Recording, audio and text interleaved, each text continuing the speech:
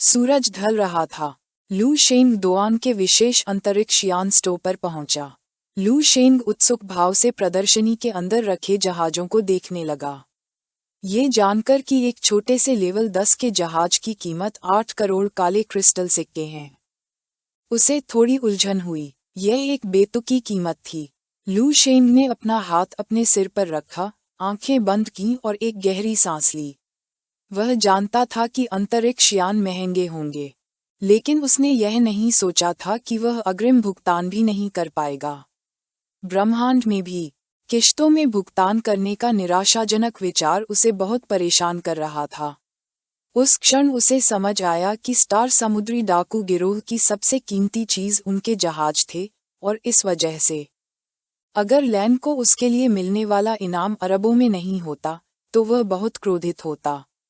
जब लू शेंग अपने विचारों में खोया हुआ स्टो से गुजर रहा था, तभी उसके पीछे किसी ने उसका ध्यान खींचा। ये सुनकर लू शेंग कुछ उत्सुकता से भर गया। जब हमारा लड़का पलटा तो उसने चाओ चाओ को अपनी कमर पर हाथ रखे और मुस्कुराते हुए देखा। ये देखकर लू शेंग की आंखें आश्चर्य से चौड़ी हो गईं। उसे उम्मीद नहीं थी कि वह उसे यहाँ पालेगा। उसकी आंखें डर से भर गईं और वह पसीने से तरबतर हो गया, क्योंकि वह सोच रहा था कि क्या उसे पता चल गया है कि उसने क्रिस्टल खाने वाले को खा लिया है और वह उसे इसके लिए जिम्मेदार ठहराने आई है। चाओ चाओ ने अपना हाथ बढ़ाया और मुस्कुराए बिना नहीं रह सकी। उसे बताया कि यह एक संयोग था। वह अपने भाई के साथ एक अंतरिक्ष यान खरीदने आई थी और ऐसा लग रहा था कि लू शेंग का भी यही विचार था।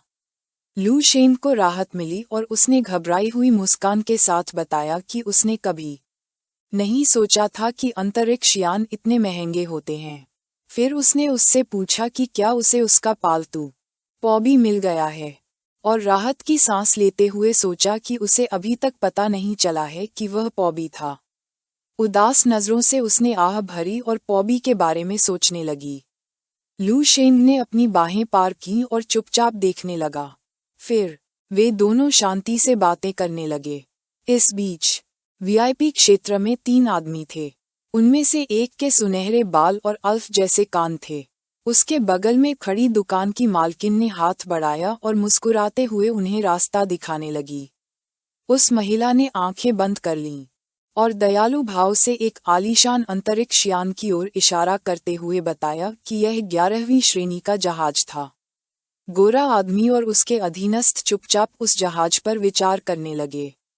उसने अपना हाथ अपनी ठुड्डी के नीचे रखा और उसकी आंखें शांति से चमक रही थीं। तभी उसने देखा कि इस जहाज की कीमत 70 करोड़ थी, और शांति से उसने फैसला किया कि वह इसे अपने पास रखेगा। ये सुनकर महिला खुशी से फूली नहीं समाई। एक कृतज्ञता भरी मुस्कान के साथ उसने डुआन के समर्थन के लिए मिल्टन का धन्यवाद किया और उसे बताया कि अंतरिक्ष यान उसी दिन उसके घर पहुंचा दिया जाएगा जहां वह रह रहा था। मिल्टन चुपचाप सोचने लगा। उसकी आंखें गंभीरता से चमक रही थीं। फिर भी उसने हाथ हिलाकर समझाया कि जहाज भेजना जरूरी नहीं है। उसे बस चाबी चाहिए थी, क्योंकि यह जहाज किसी के लिए उपहार था और समय आने पर वह व्यक्ति इसे लेने आएगा।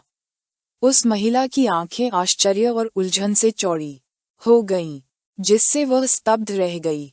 उसका ध्यान मिल्टन पर केंद्रित हो गया और उसका मन जिज्ञासा से भर गया। उसके लिए 70 करोड़ का जहाज उपहार में देना एक ऐसा खर्च था जो केवल काउंट जिस का बेटा ही वहन कर सकता था। इस वजह से इतने बड़े उपहार के प्राप्तकर्ता की पहचान और भी अकल्पनीय थी। उसने उसके सामने अपना सिर झुका लिया और उसके लिए कागजी कार्रवाई करने के लिए अभी जाने का फैसला किया। मिल्टन ने शांत भाव से उसे चुपचाप देखना शुरू कर दिया। उसकी आंखें खुशी से चौड़ी हो गईं और उसके चेहरे पर मुस्कान फैल गई। वह जानता था कि जिस व्यक्ति को वह ये जहाज उपहार में देने जा रहा है, वह अंतरिक्ष यान का बहुत बड़ा प्रशंसक है, और इसीलिए नवीनतम मॉडल ब्लैक होल प्रीडेटर उसे खुश करने का एक अच्छा तरीका होगा। उस व्यक्ति के लिए यामू क्षेत्र की यात्रा करना एक दुर्लभ अवसर था। उसे उसका पक्ष जीतने के लिए इसका लाभ उठाना था। अगर वह उससे संपर्क करने में कामयाब हो जाता तो यह न केवल उसके लिए बल्कि पूरे जीस परिवार के लिए भी बहुत फायदेमंद होता। भ्रमित निगाहों से वह अपने अधीनस्थों की ओर मुड़ा और पूछा कि काऊ काऊ कहाँ है। उसका एक आदमी उसके पास से गुजरा और उसने एक ईमानदार नज़र से बताया कि काऊ काऊ किसके साथ है। मिल्टन जमीन की ओर देखने लगा और उसका मन आश्चर्य से भर गया। उसकी आंखें क्रोध से चमकने लगीं और उसके शरीर से एक शक्तिशाली ऊर्जा निकलने लगी। वह जानना चाहता था कि काऊ काऊ के साथ वह व्यक्ति कौन था, लेकिन उसने वहां जाने का फैसला किया। प्रसन्न भाव से लियू शेंग ने अपना हाथ बढ़ाया और उसे थोड़ा आराम करने के लिए कहा, ये संकेत देते हुए कि शायद उसकी पालतू पोपी बस ऊब रही होगी और खेलने के लिए बाहर गई होगी और शायद कुछ दिनों में खुद ही वापस आ जाएगी। काऊ काऊ की आंखें चिंता से भरी थीं। वह थोड़ा शांत हुई और सोचा कि लियू शेंग सही कह रही थी। लियू शेंग का ध्यान उस पर केंद्रित हो गया और हमारा लड़का पसीने से तरबतर हो गया और खुद को दोषी महसूस करने लगा। पोपी खाली, उसकी आंखें चमक रही थीं। उसने लियू शेंग की ओर इशारा किया और एक जिज्ञासु मुस्कान के साथ याद आया कि वह एक नागरिक था जो अभी अभी शिनकांग में शामिल हुआ था। उसने उसे पहले कभी नहीं देखा था। वह हंसने लगी। लियू शेंग उसे ध्यान से देखने लगा। उसकी आंखें आश्चर्य से भरी हुई थीं क्योंकि उसने जाने के लिए कई बार बात खत्म करने की कोशिश की थी, लेकिन वह हमेशा बातचीत फिर से शुरू कर देती थी। उसे कभी सही मौका नहीं देती थी। उसे ऐसा लग रहा था कि उसे किसी से बात किए हुए बहुत समय हो गया है, क्योंकि वह लगातार बात करना बंद नहीं करती थी, जिससे उसे लगा कि शायद उसके आसपास ज्यादा सच्चे दोस्त नहीं हैं। काऊ काऊ ने अपना हाथ अपनी छाती पर रखा और एक सुखद मुस्कान दिखाने लगी। लियू शेंग को जल्द ही एहसास हो गया कि वह वाकई फियोना से बहुत मिलती जुलती थी। दोनों नाजुक फूलों की तरह थीं जिन्होंने ग्रीनहाउस में कभी तूफानों का सामना नहीं किया था, लेकिन फियोना की तुलना में उसका दर्जा स्पष्ट रूप से कहीं ज्यादा महान था और इस वजह से जो फूल खिलता था वह और भी ज्यादा कीमती था। लियू शेंग के अनुसार इससे पता चलता है कि उसकी रक्षा करने वाला माली और भी ज्यादा खतरनाक था। जब लियू शेंग और काऊ काऊ बातें कर रहे थे, मिल्टन के आदमी चुपचाप उन्हें देखने लगे। जब लियू शेंग और काऊ काऊ का ध्यान भंग हो रहा था, तभी मिल्टन प्रकट हुआ, उनकी ओर बढ़ने लगा और मुस्कुराते हुए काऊ काऊ का ध्यान अपनी ओर खींच लिया। वह पलटी और मिल्टन को देखकर उसकी आंखें आश्चर्य से चौड़ी हो गईं और उसका जबड़ा खुला रह गया। शांत दृष्टि से उसने लियू शेंग का हाथ पकड़ लिया और मुस्कुराते हुए बताया कि उसका भाई आ गया है और उसने उसे हमारे लड़के से मिलवाने का फैसला किया है। लियू शेंग कुछ उलझन में थी। उसे समझ नहीं आ रहा था कि क्या हो रहा है। उसने अपनी आंखें बंद कर लीं और मुस्कुराते हुए उन दोनों का परिचय कराया। मिल्टन को अपना भाई और लियू शेंग को अपना दोस्त बताया जिससे वह हाल ही में मिली थी। हमारा लड़का मिल्टन को देखने लगा और मिल्टन जमीन की ओर देखने लगा। मिल्टन ने गंभीर नजरों से काऊ काऊ को बताया कि जब वह तीसरी मंजिल पर था, तभी उसने किसी को एक सुनहरे क्रिस्टल भक्षक के बारे में बात करते सुना था जिसे कोई नहीं चाहता था। उसकी आंखें आश्चर्य और खुशी से चौड़ी हो गईं और उसने सोचा कि वह पॉबी ही होगा। उत्साह से भरे भाव के साथ उसने पूछा कि वह सुनहरा क्रिस्टल भक्षक कहाँ है। वह उसे अभी देखना चाहती थी। गंभीर नजरों से मिल्टन के अधीनस्थ ने अपना हाथ बढ़ाया और उसे अपने पीछे आने को कहा। मुस्कुराते हुए वह मिल्टन के आदमियों के पीछे चलने लगी, लियू शेंग को अलविदा कहने लगी और उससे कहा कि वह थोड़ी देर रुककर उसके भाई से बात करे, क्योंकि उसे कुछ देखने जाना है और वह तुरंत वापस आ जाएगी। लियू शेंग अपने विचारों में खोया हुआ चुप रहा। जब काऊ काऊ जा रहा था, मिल्टन ने अपनी आंखें बंद कर लीं और एक दयालु मुस्कान दिखाने लगा। वह जमीन की ओर देखने लगा और तिरस्कार से भरे भाव से उसे एहसास हुआ कि लियू शेंग एक निम्न स्तरीय संसाधन गृह का एक किसान था। वह हमारे लड़के को घूरने लगा और सोचने लगा कि क्या वह यह मानता है कि सिर्फ इसलिए कि उसमें कुछ प्रतिभा है और उसे 11वीं श्रेणी के निष्पादक का समर्थन प्राप्त है, अब वह सी परिवार को निशाना बना सकता है। लियू शेंग की आंखें शांति से चमकने लगीं, ये समझते हुए कि यह एक और घिसी पिटी कहानी के अलावा और कुछ नहीं था। जबकि मिल्टन की आंखें गुस्से से चमक रही थीं। उसने लियू शेंग को घटिया किस्म का कूड़ा कहा। उसने उसे चेतावनी दी कि वह उसे फिर कभी नहीं देखना चाहता।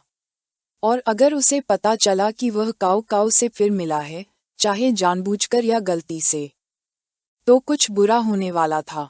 ये कहकर मिल्टन ने हमारे लड़के से मुंह मोड़ लिया और जाने लगा, जिससे ये स्पष्ट हो गया कि लैन, वह निष्पादक जिसने उसका और उसके दुखी ग्रह का समर्थन किया था, ब्रह्मांड से पूरी तरह गायब होने वाला था। लियू शेंग चुपचाप मिल्टन को देखने लगा। गंभीर निगाहों से उसने उसे एक पल रुकने के लिए कहा, डर से भरे चेहरे के साथ।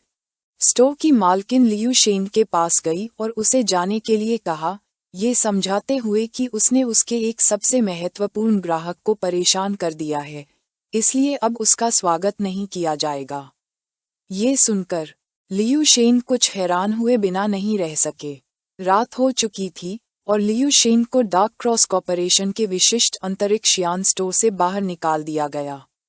सूरज उगने लगा था और जैसे ही लियू शेंग चुपचाप उस दृश्य पर विचार कर रहे थे, उन्हें लगा कि उन्होंने कल्पना की थी कि मिल्टन असभ्य और मतलबी होंगे, लेकिन यह नहीं कि वह इतने तर्कहीन भी होंगे। उनकी आंखें खुशी से चमकने लगीं और उनके चेहरे पर मुस्कान फैल गई। उन्हें विश्वास नहीं हो रहा था कि इन सब के अलावा मिल्टन ने उन्हें धमकी भी दी थी। काफी समय हो गया था जब किसी ने उन्हें ऐसी धमकी देने की हिम्मत की थी। लियू शेंग दुकान से दूर जाने लगी और उसे लगा कि यह समझ में आता है कि उसका भाई काऊ काऊ की रक्षा करना चाहता था ताकि उसे कोई नुकसान न पहुंचे, क्योंकि शायद बहुत से संदिग्ध इरादे वाले लोग उसके पास आए थे। शांत दृष्टि से उसे याद आया कि वैसे भी वह अभी अभी इस जगह पर पहुंचा था और जल्दबाजी में कोई कदम उठाना उचित नहीं होगा, वरना जैसा उस आदमी ने कहा था, लैन और ब्लू स्टार दोनों मुसीबत में पड़ सकते थे। लियू शेंग ने अपनी आंखें बंद कर लीं और मुस्कुराने लगा। उसके लिए मैंने क्या किया? क्या अपमानित होने से कोई फर्क नहीं पड़ता? वह तो एक ब्रह्मांड को बचाने का सर्वोच्च मिशन लेकर चल रहा था। तो फिर वह इस तरह का छोटा सा अपमान और अन्याय कैसे न सह पाता? दूसरों की बेरुखी तो बस धुआं छोड़ने के सिवा कुछ नहीं थी। मुस्कुराहट के साथ आगे बढ़ना ही काफी था। हमारे लड़के ने अपना हाथ खंभे पर टिकाया और एक गहरी सांस ली। लियू शेंग चुपचाप सोचने लगा। उसे समझ नहीं आ रहा था कि क्या करे। बिना एक पल भी हिचकिचाए लियू शेंग मुड़ा, अपनी मुट्ठियां भींची और दुकान की तरफ दौड़ने लगा। वह अब और बर्दाश्त नहीं कर सका। वीडियो यहीं खत्म होता है।